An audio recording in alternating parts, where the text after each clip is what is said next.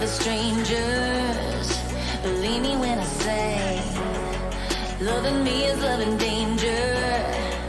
Your heart is bound to break. I walk alone in the night, neath the pale moon. Loving's for the fools, baby, beware of my bite. I'm alone, I'm alone, I'm a lone wolf. I'm a lone wolf. I'm a lone wolf. I'm a lone wolf. I'm a lone wolf. I'm a lone wolf. I'm a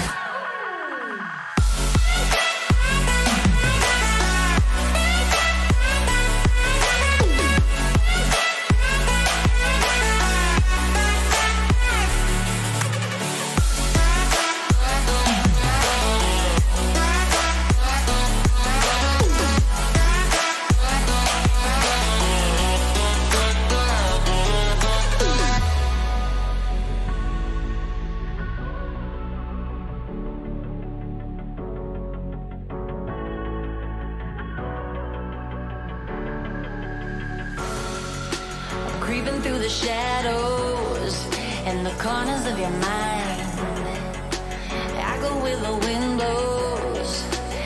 run, but I don't hide. I hear the call of the wild, whispering my name. No, I can't be tamed. My heart belongs to the night.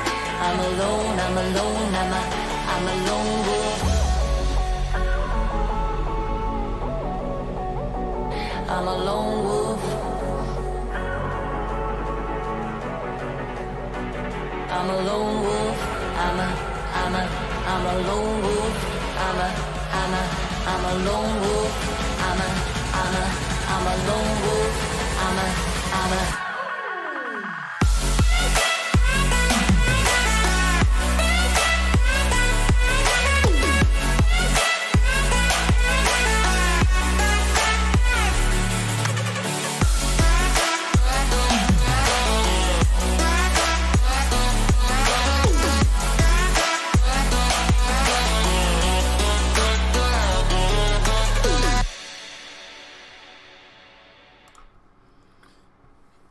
Good morning, guys. How are we all?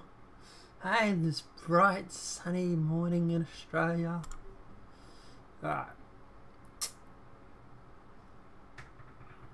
Alright guys, so I'm recording on my PC. I am streaming to Nonpartisan Media live. So if you are obviously just tuning in, welcome to the shit show that is the news. I don't know if Satellite's available today. I haven't seen him around, so I'm presuming he's not. I am sitting in the Discord, so Satellite, if you do see this and you want to jump in, feel free to. If not, I'll see you on Tuesday, because that's their Monday. Yeah. But I might do a show over the weekend, because apparently there's some real internet beef with Andy Wolski and Ian Miles Chung, which is getting kind of insane. And by the way, Ian Miles Chung, if you see this, you're a cuck. So let's jump into the show.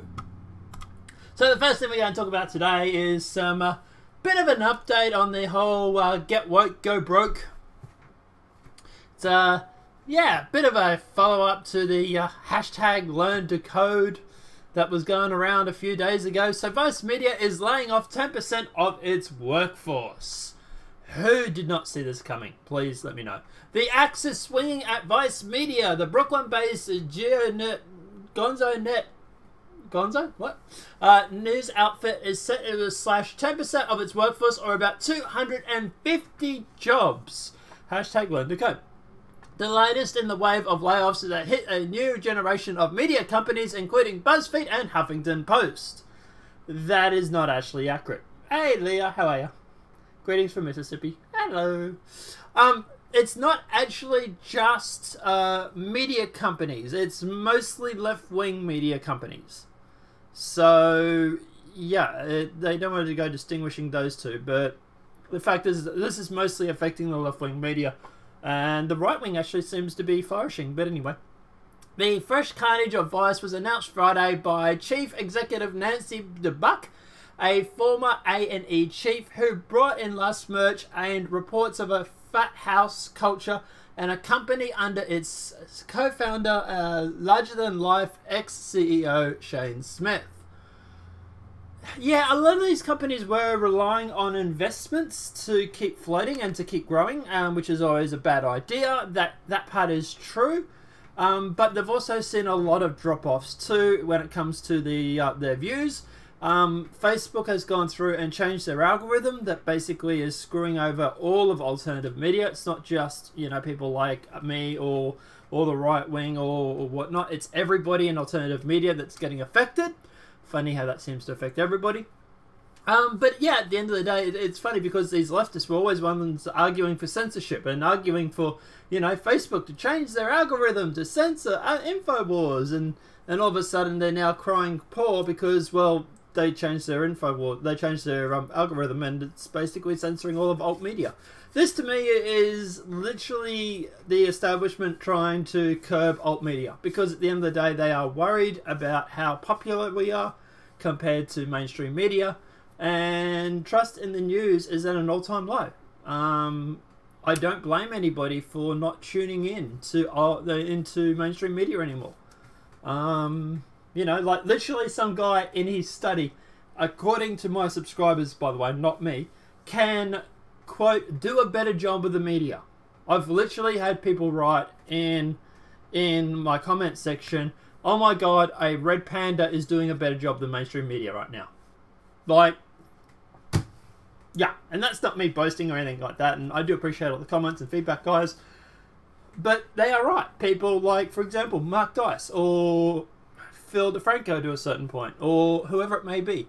These alternative media personalities do a better job when it comes to telling news. So yeah, I'm not surprised that these sort of large corporations that were overinflated, relying hugely on investors, were relying hugely on the algorithm that suddenly changed because of their censorship, and all that is now in deep trouble. Not to mention the fact that they're losing ad revenue because nobody wants to tune in. Who wants to tune in to watch fake news from BuzzFeed? You know, you go to BuzzFeed, it's all Russia, Russia, Russia, Russia, and then a week later, it's a retraction after retraction after retraction. So, yeah, I'm not surprised. But anyway, Smith under pressure last spring over a slew of complaints about sexual misconduct at the millennial news outlet. Imagine my shock. Relinquished the reins so that Dubin, I'm mispronouncing that name, could come in and clean up Vice's culture and lavish spending in order to bring it into profitability. All Vice departments are expected to have layoffs as the company eyes redundancies overseas and focuses on growth businesses, including producing commercial spots on TV and the web for corporate clients. Having finalized the 2019 budget, our focus shifts to executing our goal and hitting our mark, Dubek wrote in a memo sent to the staff on Friday morning.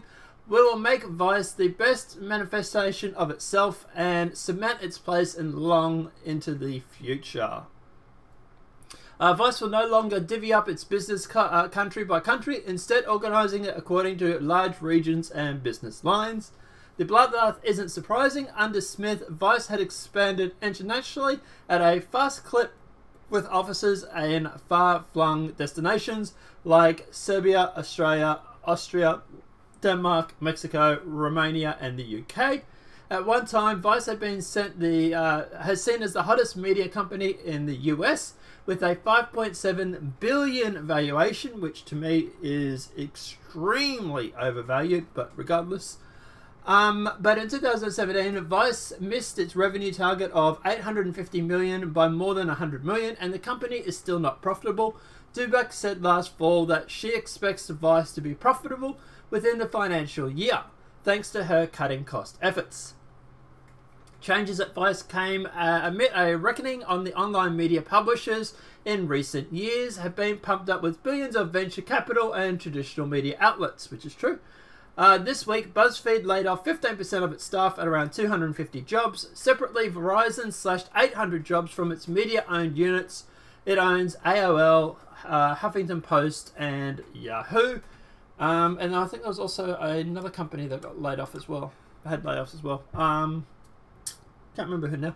But yeah, obviously, look, at the end of the day, like I say, it's funny how all these media companies they're mentioning are extremely left-wing. They've all been, you know, putting out fake news, and all of a sudden they're having to do layoffs. So yeah, I think it's a combination of factors. I don't think it's just one thing or the other. But yeah, them obviously being overfloated obviously definitely does help the situation when it comes to them wanting to cut costs. But yeah, let me know what your thoughts are in the comment section below. Let's jump into the next thing. Yearbook photo page of Democrat Governor Northam features blackface and the KKK robe. Whew, that was a little inconvenient, wasn't it? Moving along. An image of the Democratic Virginia Governor Ralph Northam's medical school yearbook features a man dressed in blackface and one of the Ku Klux Klan robe on hood. The image shows Newman's senior yearbook page with the images of the future Democratic governor in a suit by a car and in a cowboy hat, and another with two men, one in blackface and another in a KKK outfit. It's unclear who is wearing the offensive racist costumes. Look, at the end of the day, okay, I don't want to stick up for the Democrats here, but, you know, whole nonpartisan thing. To me, this is really not a... Look, he's not in the photo himself.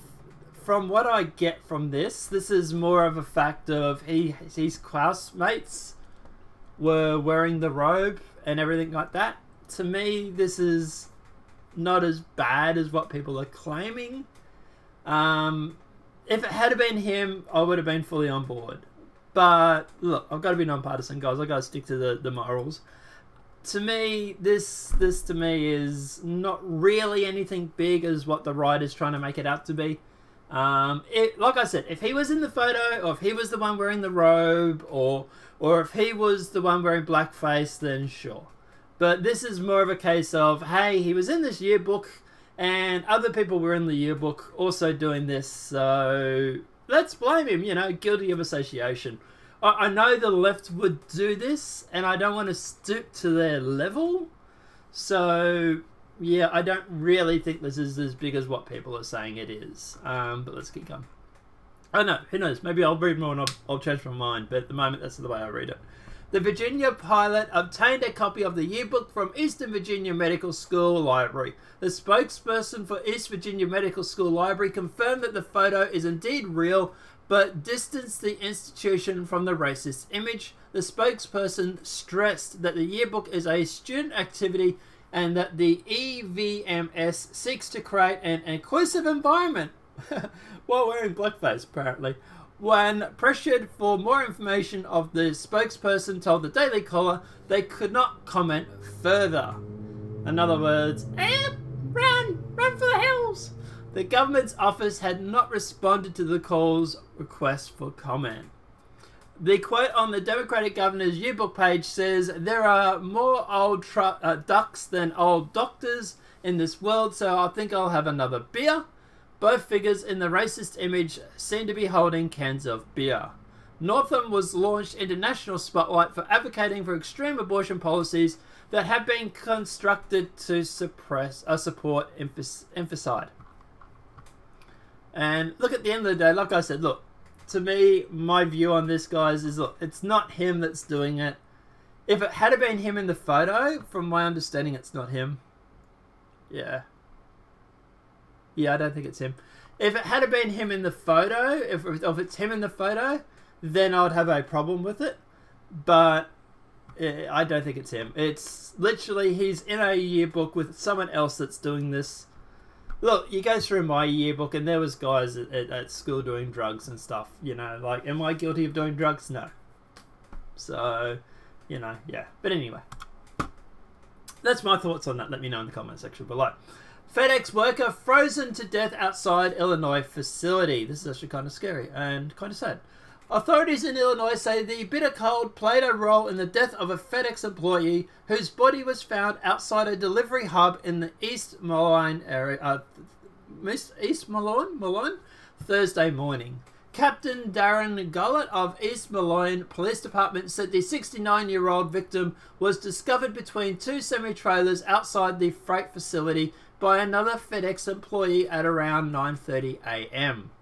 Rock Island Country Coroner Brian Gusfitz said the cause of death is unknown. I'm guessing he was frozen for a start, but had no foul play is suspected. An autopsy is scheduled for February the 4th, WQAD reports.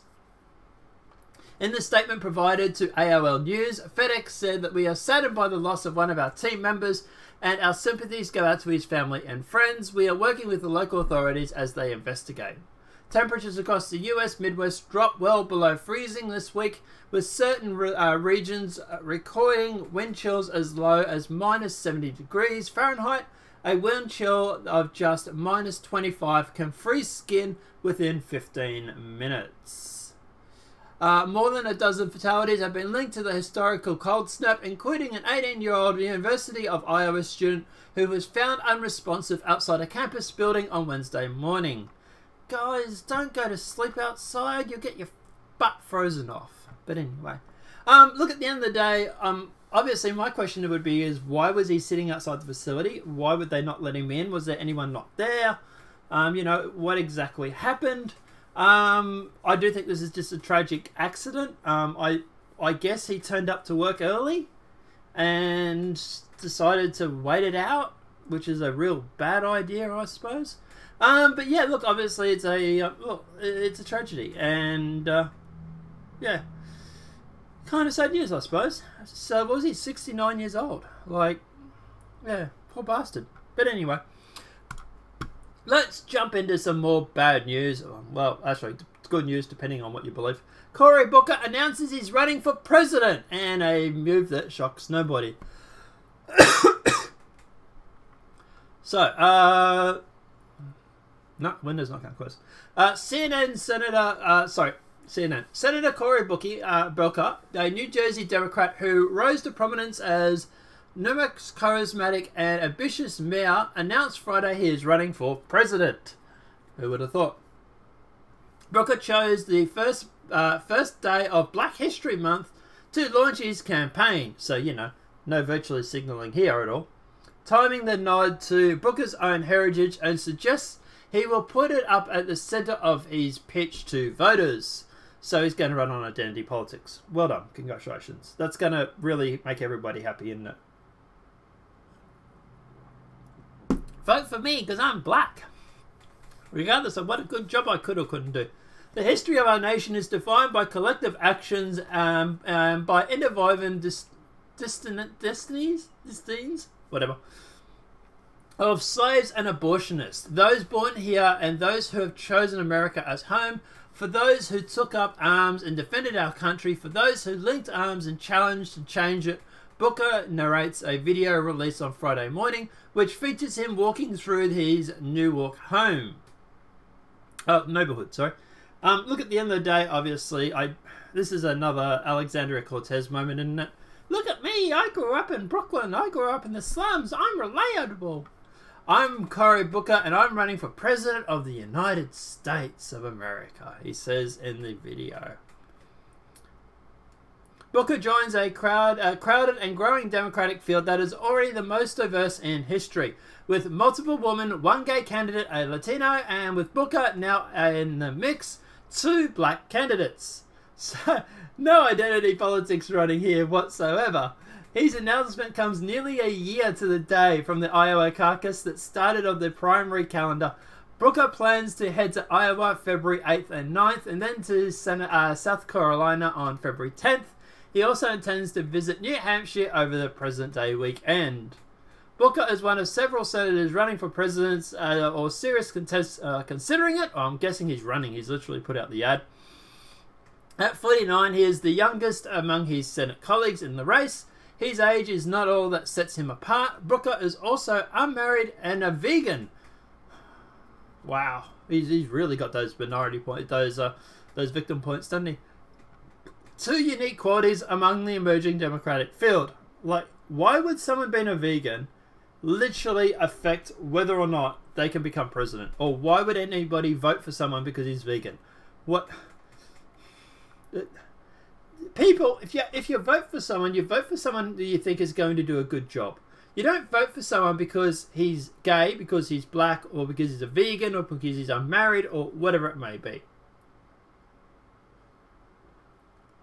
But yeah, tell the Democrats that, I suppose.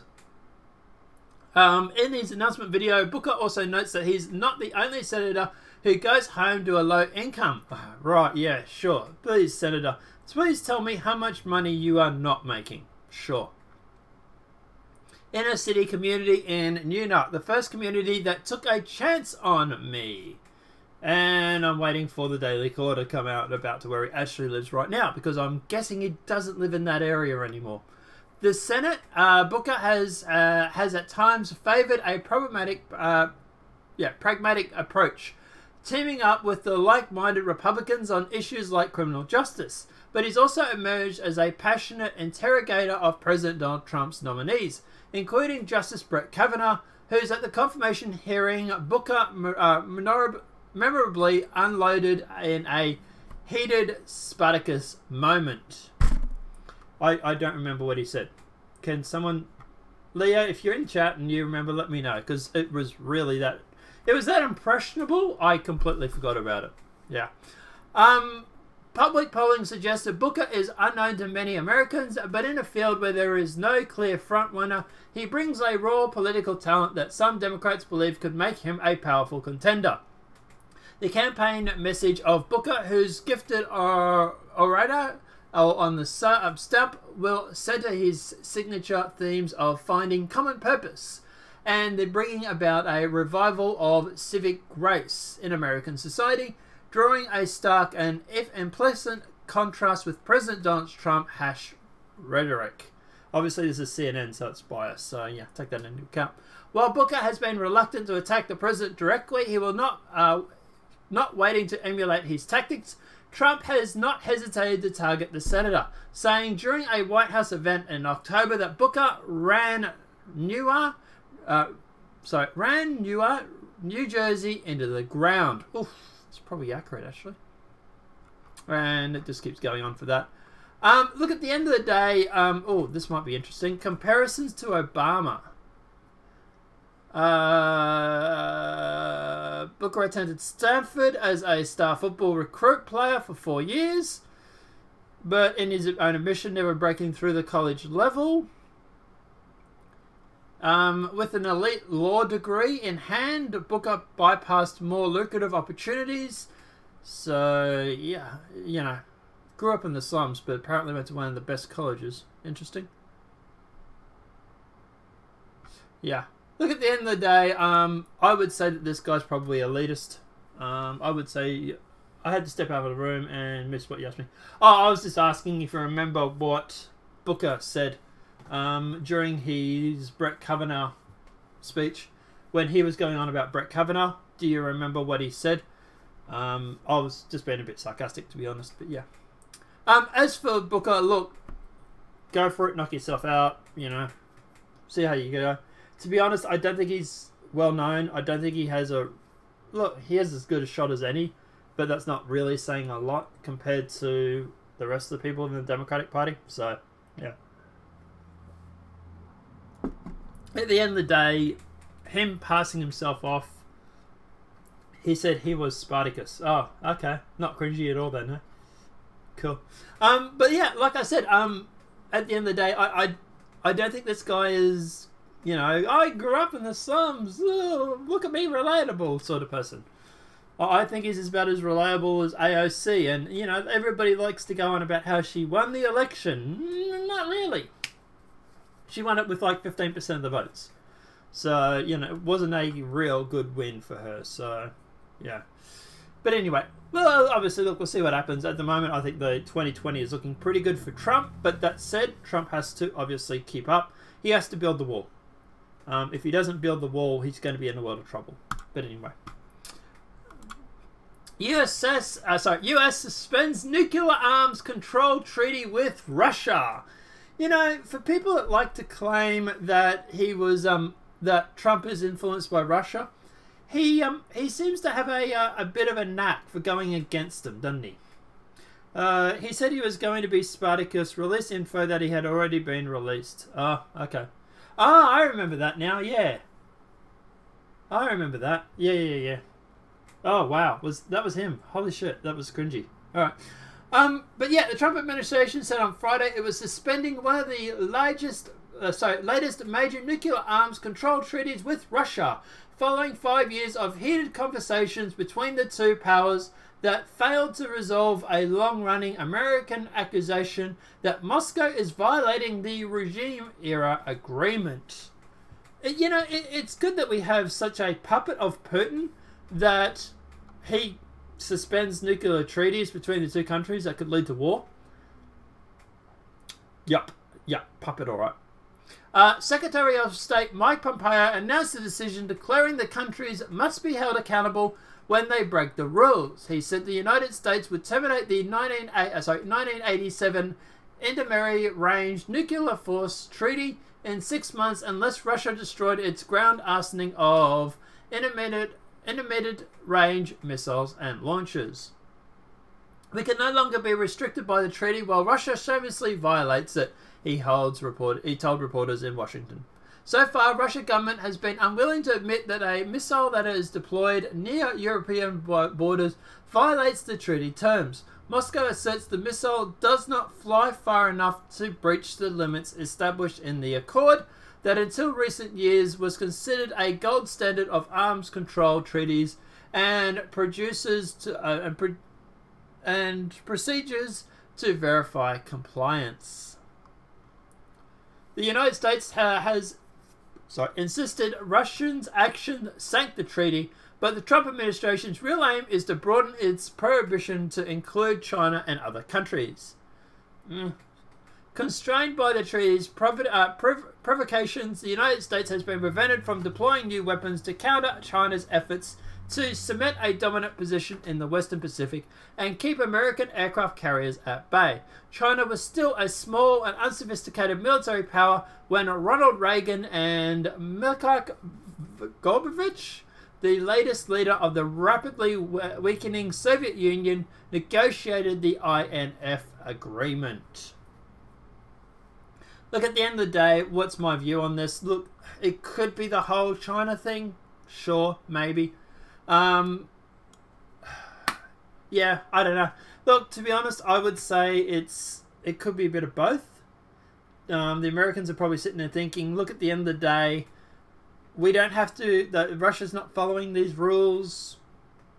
You know, why should we? Maybe they'll go through, maybe they'll make up a new agreement with China, Russia, and a few other countries. I don't know. It could be 4D chess. But at the end of the day, this is not the first time Americans have gone against Russia. The whole Venezuela situation is America going against Russia back then. So that's something that's recent that's happened. Apart from that, you know, for example, American Trump has put more sanctions against Russia. He has been a very vocal opponent to Russia. You know, even Russian soldiers have died under the under Trump administration. So yeah, this whole he's a puppet of Putin really doesn't seem to sync too well with the rest of the people. I think a lot of people realize it's a lot of crap. But you know, they've got to have Trump derangement syndrome, I suppose. They can't admit Hillary lost because she was a bad candidate. But yeah, as for this, look, obviously we'll have to see what happens. Could be the fact that he wants to make a new deal and include China, or he wants to go through and sort of put pressure on China. Could be the fact that he's sick of Russia not following the rules if they're breaking them. Could be both. We'll have to wait and see. Confirmed. Hillary camp set up Trump Tower meeting between Russian and Donnie Jr. Russians' involvement are connected to the Clintons. Oh boy. California U.S. Representative Devin Nunes shared on Fox News that Hillary Clinton's campaign team, working with Glenn Simpson and Fusion GPS, likely set up the entire Trump Tower meeting with Donnie Jr. and Jared Kushner as a way of entrapping the Trump campaign. Oh boy, it's not like we said this 6 or 12 months ago and we're called conspiracy theorists. The whole thing was a setup. Dan Benego said on the recent podcast about the meeting at the Trump Tower, this meeting is a setup, it's a setup, it's a setup, it's a scam, it's a setup. Bingo lays out how the entire meeting at the Trump Tower was a setup. The Russians involved were all connected to Hillary Clinton. And you can listen to it. I'll put a link in the description below, so if you want to go and check that out. On Fox News, Nunes, who sat through hours of testimony related to the Trump-Russia farce, said the following: but something had probably important to note about the so-called Trump Tower meeting. This meeting that actually Fusion GPS met with people before and after that meeting. Fusion GPS once again was a Clinton campaign paid for operations outfit. They were clearly involved in the setting up of the Trump Tower meeting. So if they want to bring Cohen in and talk to him, that's great, we'll participate. But the truth is, if you really want to get to the truth behind the Trump Tower meeting, Fusion GPS and Clinton campaign are all over it and probably behind it. Who's not surprised? But anyway, the group that organized the meeting with Trump advisors and the Russian lawyer was the same Democratic group, Fusion GPS, that was behind the discredited Trump dossier. 8 people who attended the Trump Tower meeting on June 9th, 2016. Donald Trump Jr., Jared Kushner, who left early, Paul Manafort, Vitalia Nosferat, whatever her name is. She's Fusion GPS, and she was the one that was given a visiting visa under the Obama administration. Interesting enough. Antonio Samovich, who translated for Fusion GPS. Rayan Akrish, lobbyist for Fusion GPS. Robert Goldstone, and representative of the Agro family. The lawyer who met with the Trump team in June 2016 was denied a US visa to enter. However, she received a special permit to enter the United States after filing affidavit in a federal court case in New York. So, yeah, that's obviously talking about Natalia there. She was actually denied, but was actually granted under the Obama administration. We noted the following date. The characters involved in setting up the Trump Tower. Testimony confirms that consul Gwen Simpson, founder of the Fusion GPS, was hired by Hillary Clinton's campaign and the Democratic National Committee to work his political opposition magic against President Trump. Simpson has testified he put former MI6 agent Christopher Steele on the job and sent him to Russia. Simpson had Steele both kept and constant back channel to Bruce O'Hare, the 4th highest ranking member of the Department of Justice, as recently declassified messages prove. And yeah, it's just, the whole thing is just so bad right now. We also know that O'Hare's, whose wife, Nellie O'Hare, worked for Fusion GPS right alongside Simpson, coordinated before, during, and after the election with both Christopher Steele and Gwen Simpson. We also know Hillary Clinton wasn't Simpson's only employer. The night before Trump meeting, Simpson had dinner with another client, Natalia Vereshka, who's the girl that we're talking about. He had dinner with her again the night after the meeting. He told Congress Vesna was at Trump Tower meeting and he suspects of working for Simpson. The entire Trump Tower meeting was likely a setup by Clintons. As we now know, all the characters involved are connected to the Clintons. When America shouted "lock her up" at Trump rallies, they knew she was a crook. And yeah, look, obviously this is something that we've been following for a while now. We sort of already knew this, but now we literally have Democratic parties and whatnot coming out and admitting it. Like, this is California Representative Devin Nunes actually admitting it on Fox News. So yeah, this is something that obviously CNN will not most likely give any airtime to, if any. But yeah, I suppose it's bittersweet in the end because we already knew about this. We knew this is what happened.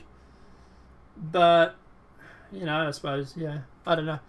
We kind of knew already, I suppose. It's my argument, but, you know. My question is now is, when's the indictments, Trump? When are you going to go after Fusion GPS and go after Clinton? Because I'd really like to see that. I really would. Representative Arhan Hamar floats taxing rich way up to 90%. Oh boy. They wonder why the economy takes a hit when the Democrats come into power. Freshman Democratic Representative Aham floated the taxingly wealthy at a rate of up to 90%, joining fellow Democrats pushing for a much higher tax rate on the top bracket to pay a sought-after programs like Medicare for All. In an interview this week on Through Her Eyes, a new weekly show on Robert Ilhan, the Democratic Minnesota, I presume, suggests the following changes. The change when we looking to pay for high-cost programs. Start again. Suggesting a few things to change when looking to pay for high-cost programs. One of them is that we can increase the taxes that people are paying who are extremely wealthy in our communities, she explained. So 70%, 80%, we've had it as high as 90%, so that's a place we can start. Whew. Yeah. She added that 1%, the 1% must pay their fair share, which they already do. Paying 90% after a certain tax bracket is not paying your fair share. It's bloody murder. Omar also discussed the thinking regarding taxes on the wealthy during an appearance Thursday on The Daily Show. America has money. We don't have a problem of scarcity, really. What we have is a problem of moral courage. Our budgets are supposed to be an example of moral values, and this is why I got on the budget committee, because I'm excited to make sure that we have a budget that's reflective of our values, Omar said. She added, we need to make sure that we're holding the special interest accountable, that we're getting money out of politics, and we're taxing the uber rich. That is, the 1% pays for their fair share. It's interesting because they also then require the super rich to give them money so that they can run their political campaigns. You're going to tell me that all these Democrats that are going on about taxing the rich, they're not going to go taking money from George Soros? They're not going to go taking money from Rupert Murdoch or whatever it may be? Of course they are. Now look, obviously the Republicans are no better. They take money from the Koch brothers, etc., etc., etc. But at the end of the day, the Republicans aren't the ones going on about taxing the uber rich. The Democrats are. So the Democrats are literally going on about taxing the uber rich while being the ones needing the uber rich to fund their campaign. So it doesn't make much sense, does it, when you think about it? But anyway. Just this week, Senator Bernie Sanders, Vermont, who could launch another White House bid in 2020, and if so, someone please send him a wheelchair, offered a plan to expand the estate tax on the wealthy, including a 77% tax rate on billionaires' estates. And I'm pretty sure when he goes through and puts that requirement in, he'll make sure that he just slides under the margin. Sanders' bill called for the 99.8% Act would tax the estate of the 0.2% of Americans who would inherit more than $3.5 million. If the proposal passed, the plan would impose a 45% tax on the value of the estates between $3.5 and $10 million, and 50% tax on the value of the estates between $10 million and $50 million. And according to Fox Business Network, the plan would generate approximately $2.2 trillion from 588 billionaires in the country. Look, at the end of the day, what's my view on all this? I'm a big supporter of trickle-down economics. For example, all these billionaires that go through and that they hate so much, that they rely on so much, who also go through and employ hundreds of people. How many people work at Amazon right now? Thousands? That's thousands of people that Jeff Bezos has employed. Now look, I don't like Jeff Bezos. I don't like most of the rich and the elites because I think they're all immoral. Right? I'll agree with him on that point. But at the end of the day, what happens? The uber rich leave your country.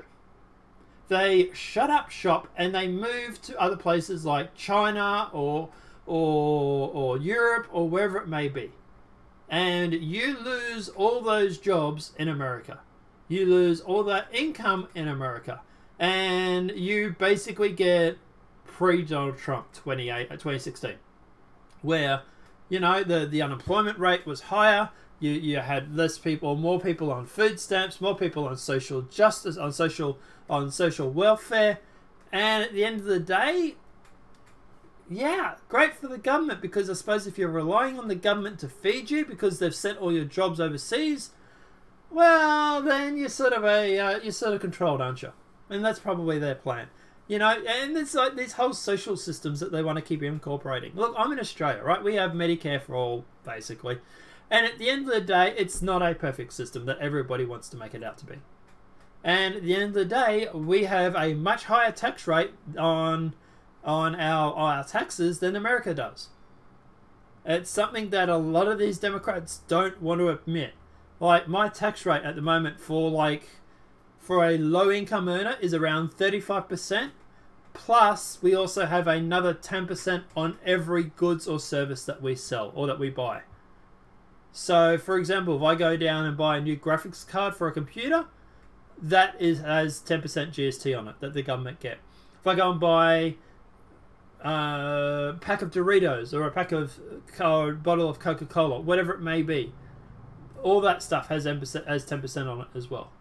So we actually do pay a lot in tax, which is why I cringe every time I go and buy a spaceship from Star Citizen. But regardless, so look, at the end of the day, yeah, as I say, you go through and you go taxing the uber rich.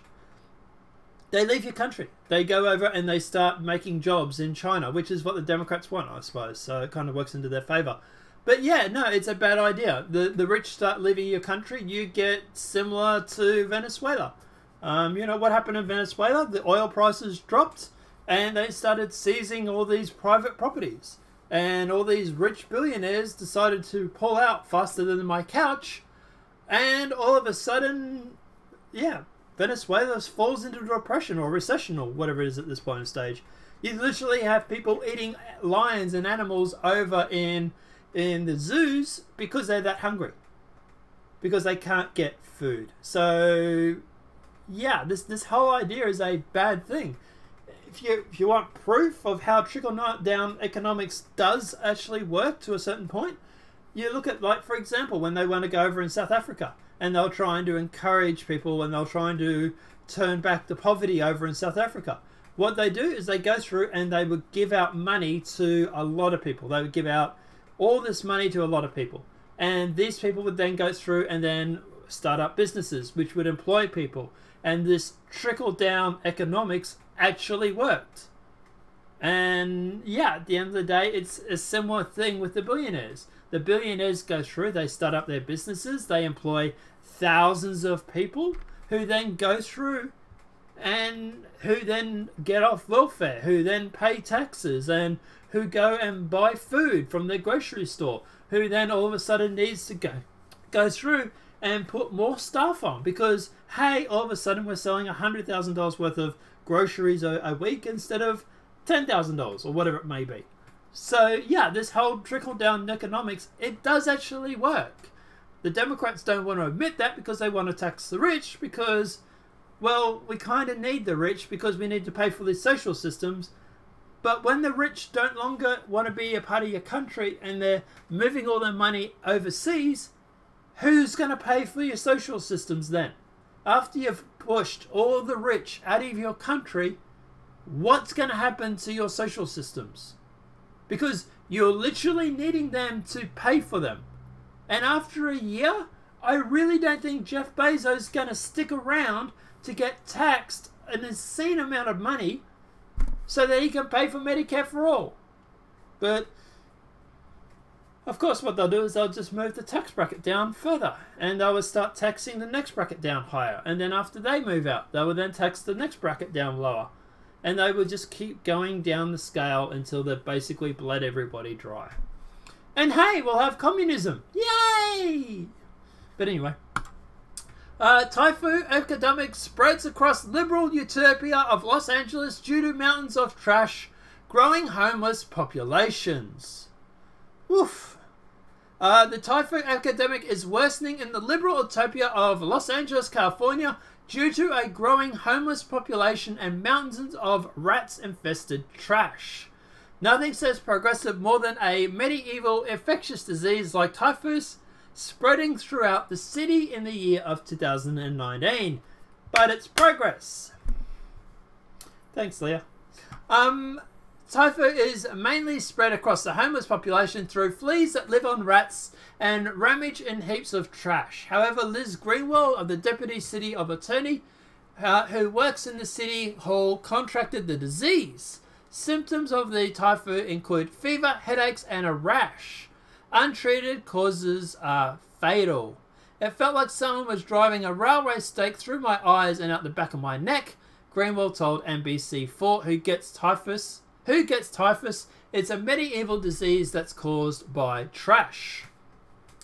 Well, you get typhus when you have mass amounts of unemployment. And why is it all these leftist utopias have mass amounts of unemployment and mass amounts of homeless people? Moving along. But yeah, Miss Greenwell believes that she contracted typhus from fleas that have infested her office at the City Hall East. There are rats in City Hall and City Hall East, Greenwell added. There are numerous rats and their tails are as long as their bodies. Whew, this is Really selling that utopia dream, isn't it? 2018 set the record for the number of typhoid cases reported by NBC. 124 cases in Los Angeles County were reported across the, according to the California Department of Public Health. In October, Mayor Grassetti promised to clean up the heaps of rat-infested trash piling up around Los Angeles to help combat the typhus epidemic. Even though the mayor allocated millions of dollars to help clean up LA, especially Skid Row, known as the typhus zone, there are still mountains of trash everywhere and the infectious disease is worsening. A statement from the Mayor Gazzetti office was given to NBC Los Angeles. Last fall, we directed multiple city departments to begin and coordinate a comprehensive effort to improve cleanliness and protect public health in Civic Center, including Civic Hall and City Hall East. In addition to increasing trash collection and cleanings, aggressive action has been taken to address pests both in the buildings and the surrounding outside areas, including a basement treatments and filing of 60 rodent burrows and 114 tree wells. This work is busy and highly populated public buildings is executed carefully to protect workers and visitors. The scheduling of extermination activities takes these factors into consideration. Sounds like a whole bunch of mumbo jungle for not a lot.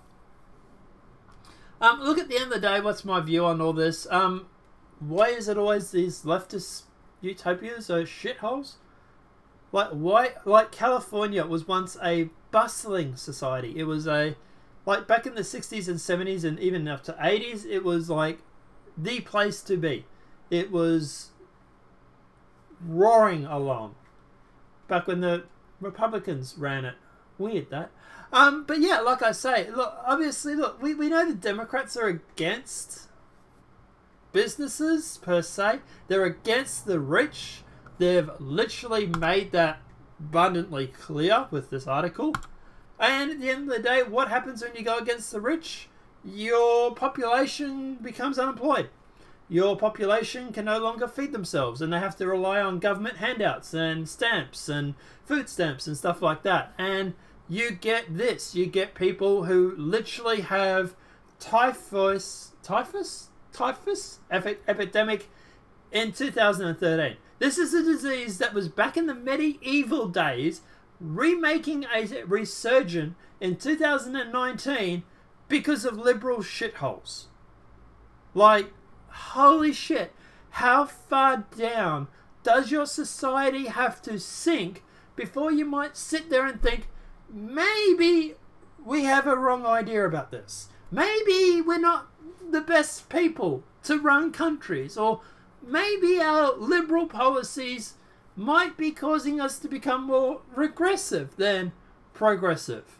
But, you know, like, just double down, liberals, and hopefully when everybody has typhus, then, you know, hey, we can sell the vaccines and make money that way, I suppose. I've got no idea. I really don't. It's just, it's infuriating that they just double down on these stupid ideas because of me narrative. And anyway, I don't know, guys. Let me know your thoughts in the comment section below.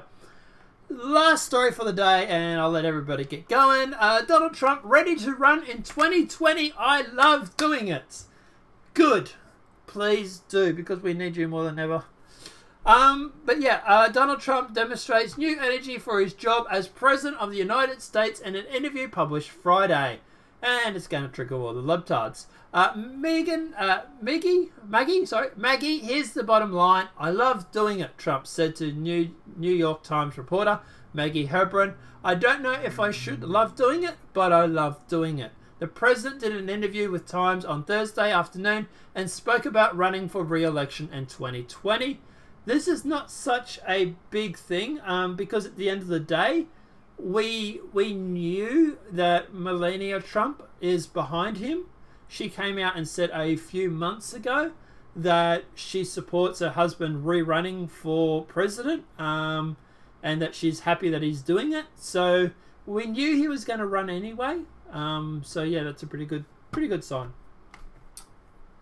Leo said, geez, rats, fleas, sounds like bionic plague in the making. Yeah, typhoid CLD became the least of their problems, especially if the airborne version of bionic plague, plague, PU, pops up. That's actually a really good question. That's a really good statement, actually, sorry. The bionic plague actually came because of all the rats and the fleas and stuff like that. If they don't get this under track and under control, they could actually have another bionic plague outbreak. And if that's the case, holy shit. The US having the bionic plague that started in a liberal utopia. That's actually a really good statement, actually, Leo. Well done on that one, actually. But yeah, that is actually a real threat. The bionic plague breaking out again is actually a threat if they're getting typhus. Yeah, it's very, very worrying because the bionic plague killed how many people back in the day?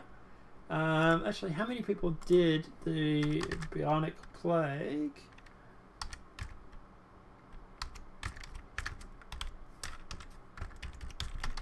It killed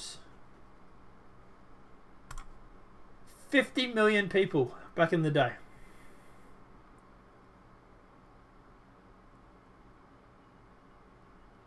There's already 650 cases reported a year, 10% mortality with treatment. And it was about 25 to 60% of the European population. So, you know, this is something that we really want to happen. During the 14th century, it killed an estimated 50 million people. You got to keep in mind back then, that was with the population nowhere being near as many as it was now. So God knows how many people would kill this day if it ever came out. But yeah. Okay, so there's always, getting back to Trump, there's always a lot to do. No matter how much you do, he said, I've done a lot, there's a lot to do, which is true. Trump reminded the reporter that he had a high record Trump reminded the reporter that he had a record high approval rating in the Republican Party, which he does to a certain point. He also noted that Democrats were in disarray and they drafted a challenger, observing they were moving further to the left. They've really drifted further left. They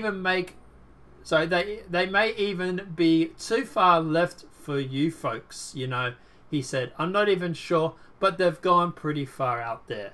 He said that he was impressed by Kamala Harris's campaigning launch, pointing to her big crowds, but said that Elizabeth Warren had fallen into the Pocahontas trap. I think that she'll be hurt badly. I think it may be wrong. I think she actually came out and apologized to the natural Indians today, actually, for that, for her Native American claims. But anyway, it may be wrong, but I think it was just a big part of her credibility, and all of it now sudden it's gone, he said. Trump said that he would like to see former Vice President Joe Biden run for president, noting that he would have to defend former President Barack Obama's presidency. You know, we've created over 500,000 manufacturing jobs. The previous administration lost 2,000 over 8 years, and said that he was the magic wand, he said. And said that there was a magic wand, he said. Yeah, it was actually quite impressive because back in the day, Obama, he always said things like, for example, there's no magic wand that can bring the jobs back from China. And, you know, the good old meme for Trump is, you know, abracadabra. Look, at the end of the day, look, I don't like everything Trump is doing. I do have a problem with some of the stuff he does. But his domestic policies are pretty good. And he's doing a pretty good job. I'm actually really impressed with his domestic policies. His international ones, look, he's doing okay. There's been worse, there's been better. So, yeah. But look, at the end of the day, I'm really impressed with how he's going. So, yeah, I don't know if I would have voted for him in 2016. Not up to the end of the primaries, I probably wouldn't have anyway. But I thought it was a bit of a joke. But yeah, but over Hillary, I would have voted for him any day of the week. But yeah, I definitely, if I was American, I would definitely vote 2020 for him. He seems to be doing a good job. Record unemployment. Record black community is in the workforce. Less people off are on food stamps. He's bringing back manufacturing jobs, which is obviously great for America. The American economy is booming. And he's clamping down on illegal immigrants and crime and stuff like that too. So yeah, he's arrested a whole bunch of pedophiles and everything, which is really good as well. So yeah, good on him. I think he's doing a pretty good job. I don't know, guys. Let me know what your thoughts are in the comment section below. What are your thoughts on him going through and what President Donald Trump is doing? I generally think he's doing a pretty good job, and I'm actually really impressed, actually. But guys, that'll be basically where we're going to wrap it up today. It'll be the last show for the week. Maybe. If anything breaking over the weekend, we might cover it on sort of like a one-story segment. I don't know if we're going to go through and do these great big, like, hour-long videos. Yeah, Leah. I actually agree with that, actually. Yeah, mega. Yeah, Trump 2020. But like I say, yeah, no, he's actually doing a really good job. So I'm actually really impressed with how Trump's going, actually. But guys, yeah, look, obviously we'll be back on your Monday at the very least. We might cover something over the news over the weekend, depending on how busy it gets. But guys, apart from that, if you have any questions, any queries, any comments at all, please feel free to leave them in the comment section below. Apart from that, guys, obviously I'll be trying to cut up these stories and I'll be throwing them up on Nonpartisan Media. And apart from that, guys, obviously if you have any questions, any queries, anything you want to discuss, feel free to hit me up. That or on Twitter or on Gab, whatever it may be. Apart from that, guys, like I said, I will see you at the very least early next week. And apart from that, enjoy your weekend. Have a great day. Thank you everybody for tuning in, and I will see you guys then. Have a great night and enjoy.